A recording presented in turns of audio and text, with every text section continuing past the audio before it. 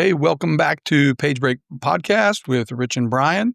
We're very excited today to have one of our authors with Genesis Publishing House, Deanna Dettwiler, is with us.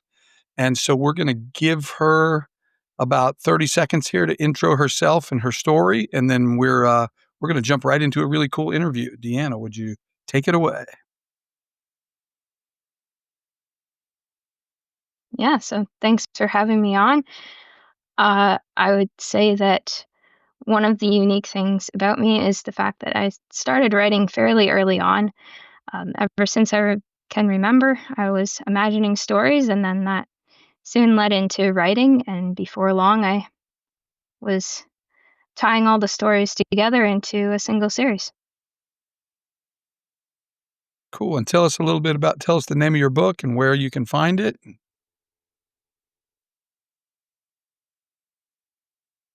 So the book that I had most recently published is called Les Pariables.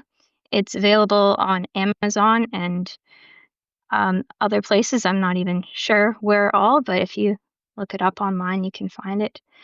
Um, the title isn't in English, but the book itself is in English. And what I did for it was I took all the parables of Jesus and I put them together into a single plot line. Um, and you are introduced to these characters, follow their lives in a kingdom, and yeah. Very Yeah, cool. Yeah, we're excited to chat with you a little bit about it. Brian, I'm going to let you kick off some question asking. yeah. So, first off, it's a really neat story. The way that you put that together, very unique. And I'm going to give you some credit. Uh, Rich and I have been doing this for coming up on 16 years. Um, I think you write in a very mature manner, and you are 22, I believe you said, and you started writing this in your teens. So the way that you put this together was very impressive. So, props to you on that. Um, so as you were putting this together, the story together, deciding that you were going to do this type of um, a layout, if you will, as far as the just kind of a different way of presenting the parables. How would you say your faith overall, as you were a kid and growing up, how has that influenced your writing overall?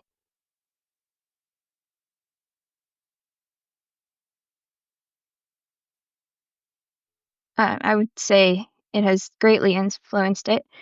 That book was probably the easiest of any of my writing to get done between uh, the years that I had spent beforehand and having a lot more source material than otherwise. Um, other than that book, I've also done my own form of biblical fiction, um,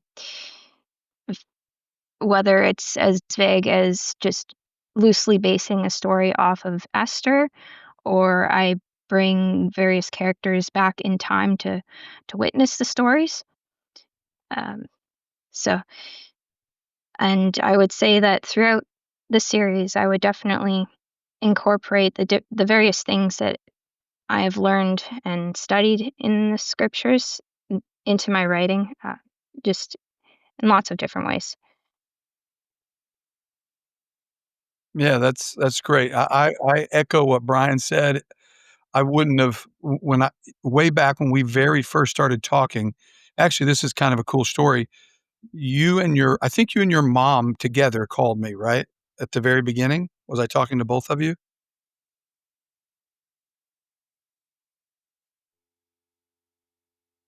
I believe so. So, um, in 2017, I'm trying to think, uh, something like that. I got connected with a division of HarperCollins called Elm Hill. It just like I saw an ad on Bible Gateway and got connected to them through that, published one book that I have since revised and used it to start off my series. And then a few years later, you contacted me again. You had Elm Hill had since shut down, and then yeah, you reached out by email, and then we decided to call you. I believe that's how it worked. Yes. So when you called me or we connected, I can't remember how, I was actually on vacation, um, and we were standing outside of the Greyfriars Kirkyard in Scotland. And, my family was all in there, like, looking at all the stuff because our last name's Robertson.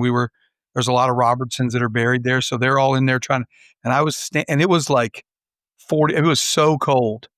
And I just remember standing on the street corner near the graveyard talking to you for the first time, you and your mom, about your book. So, um, and so after that, you sent me a few chapters to read, I think. And I just remember thinking, like, this doesn't seem like, not a kid, but a very, to us, a much younger person wrote it.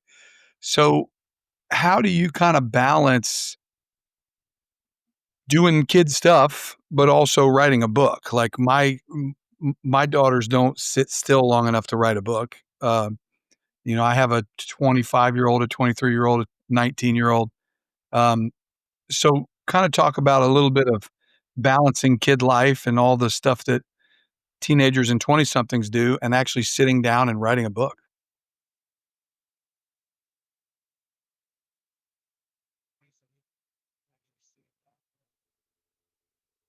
Yeah. So when I started writing, I was in the latter half of grade 7. And so just from there, I guess so I'm not an only child, but I have one other sibling, like a brother who's 11 years older than me. So having a taste of being an only child in some ways allowed me more time to myself than perhaps other people. Um, and so I naturally gravitated toward doing things by myself, wi- reading as well. So there's that part of it as well, and you make time for what you really want to do, and that's what I really wanted to do. So when I started riding the bus in high school, I took that opportunity, breaks during school, and then during COVID, I was in grade 11. So that meant that we went online for school, which was great in the sense that it gave me more time at home to work on writing. So I just took whatever opportunity I had, and that's how it went. Yeah. That's great. Okay. Well, yeah, that's cool. Um, when I don't know how many people you've had read the manuscript at this point, or if you get any sort of feedback or anything like that. What do you want someone to say after they've had a chance to read this book? What maybe maybe not only say, but maybe how do you want them to feel after they've read this?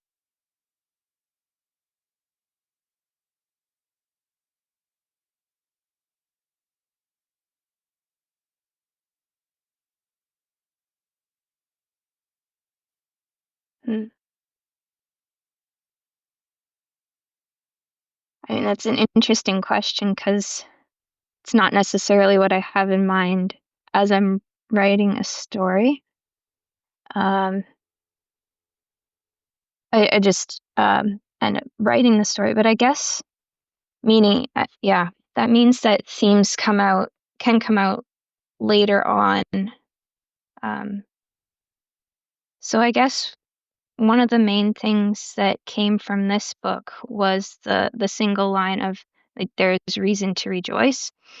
Um, so I unfortunately didn't think of it in time to put it on the back of the book, but since then, I came up with a summary of for it. So yeah, with all the parables in mind, uh, several questions. What sower cast seed on ground promising no harvest? What crown prince ventures into the wilderness for a single sheep? And what fool would dare return the generosity of a king with murderous ingratitude?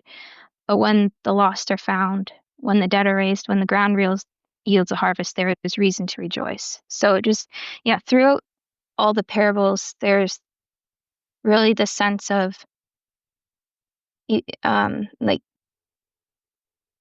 time passes, but then when the harvest does come, even though there are those who are saved, those who are lost, but in the end, there's reason to rejoice because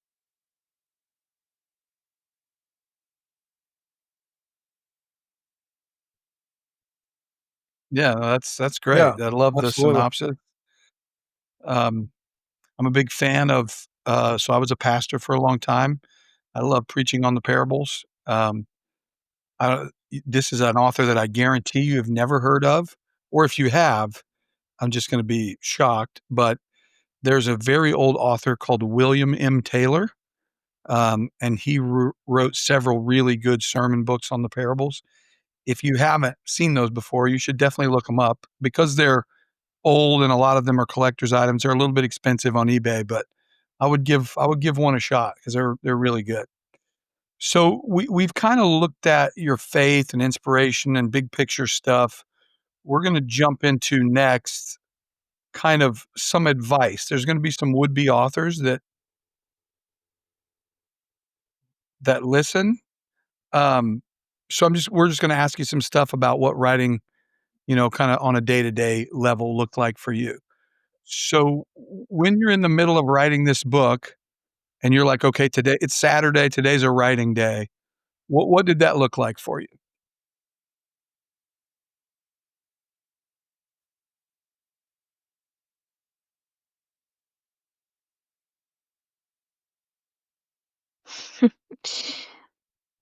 honestly, I think I have a lot more inner motivation than because hearing from various other people, they're struggling to find time, and I guess it's yeah, I think it's just a combination of just like I want to do this and I'm able to, and yeah, I don't have I can work around different things that different other things that I would have to do. But I guess I also did set goals for myself just because like a specific word count, which might not be so helpful if you're struggling for ideas. Um, but especially with the lay Pariabla, the ideas came a lot easier because I had all this source material. Um, I mean, I, also with the writing, whenever different ideas would come to me, I would write them down, whether it be in a notebook or in a Google document, so that way I wouldn't lose them.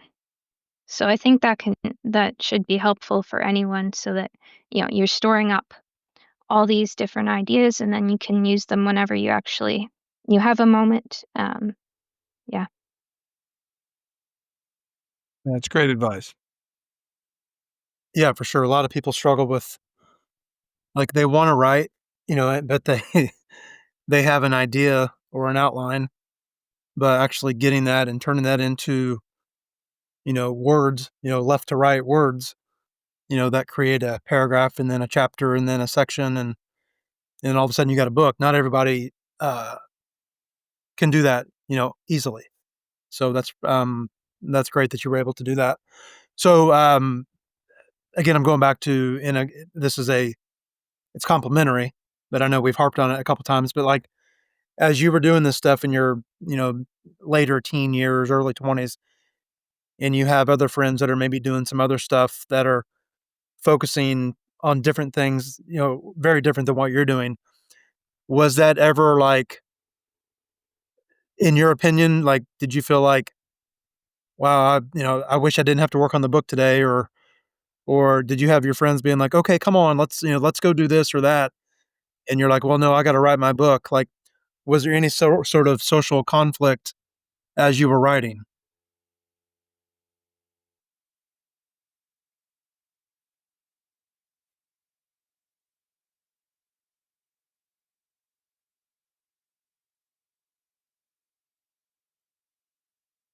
Yeah, I wouldn't say so. Um, I know that's a very boring answer. Um, yeah, I guess, when things were going on, I I was able to work around it.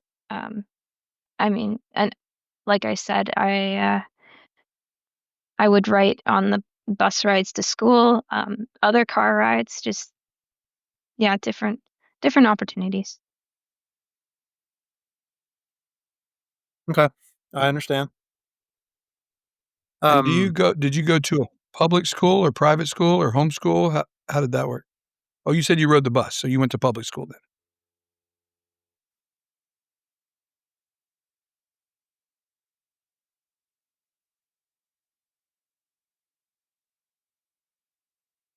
All 3, all 3 actually.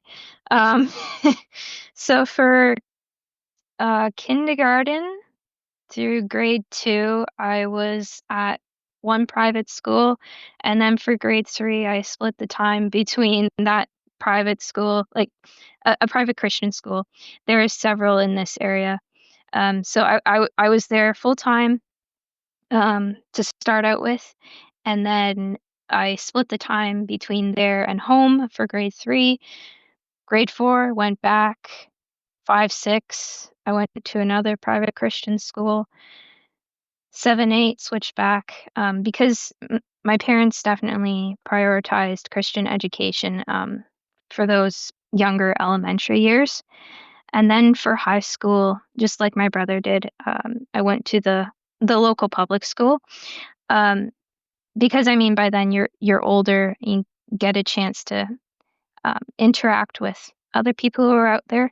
But, I mean, even then, um, the public school I went like, my high school, it wasn't an inner city thing, and a lot of kids, my peers from my church were also there.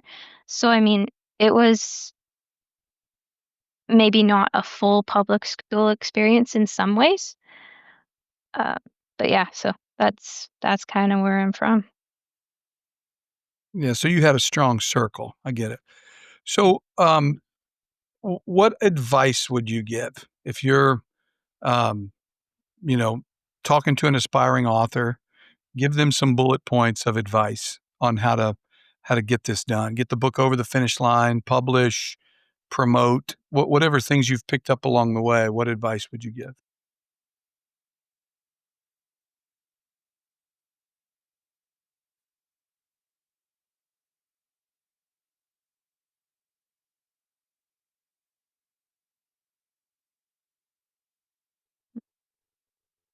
I would say once you have ideas, just write them down. Even if you don't use them, at least you have them and you can sort through them.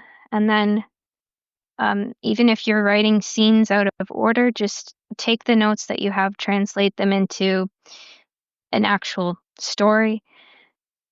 Um, do don't be afraid to do lots of drafts to share it with different people.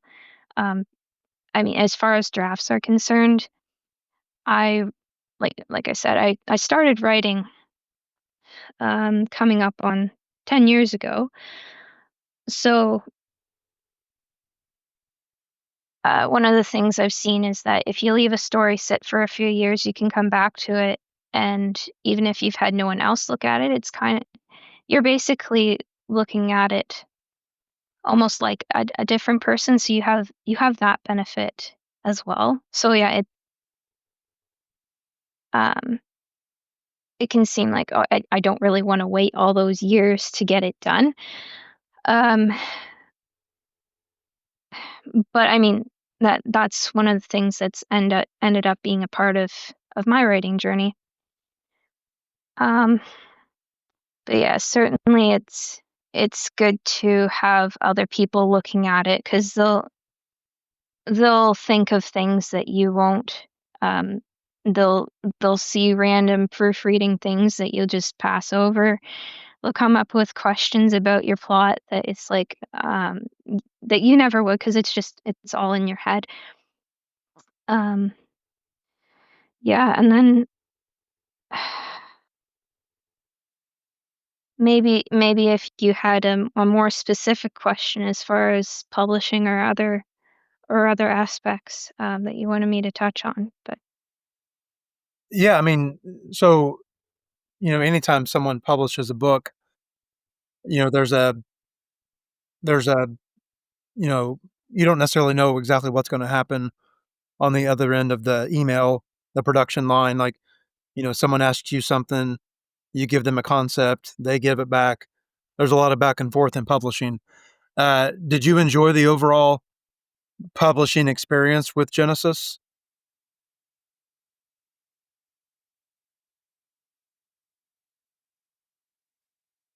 Concept, they give it back, a lot of back and forth publishing.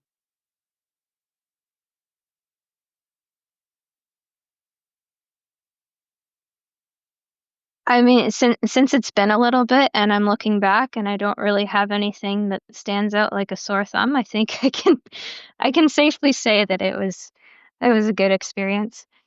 Uh, yeah. What so you've done a few books already. I know you have some other things in the hopper. Why don't you tell us about some of those things?